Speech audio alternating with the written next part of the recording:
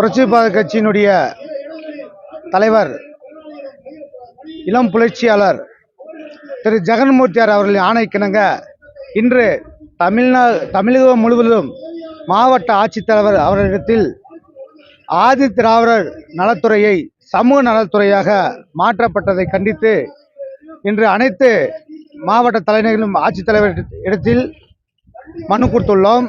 அந்த வகையில் தேனி மாவட்டத்தில் மனு கொடுத்துள்ளோம்.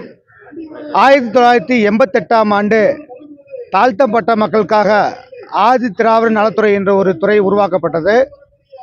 கடந்த திமுக ஆட்சியில் அந்த துறையை சார்ந்த பணத்தை மற்ற துறைக்கு மாற்றி செலவு செய்யப்பட்டதை கண்டித்து எங்களுடைய புரட்சி பாரத கட்சி சார்பாக கண்டனம் தெரிவித்து வலியுறுத்தினோம். அந்த வகையில் அந்த திட்டம் கைவிடப்பட்டது. தற்போது தாவேக அரசு ஆட்சி அமைக்கப்பட்டுள்ளதால் இந்த அரசு பழைய ஆதி திராவிட நலத்துறை என்ற பெயரிலே செயல்படுத்த வேண்டும் என்று எங்கள் புரட்சி பாரத கட்சி கேட்டுக்கொண்டு மனு கொடுத்துள்ளோம்.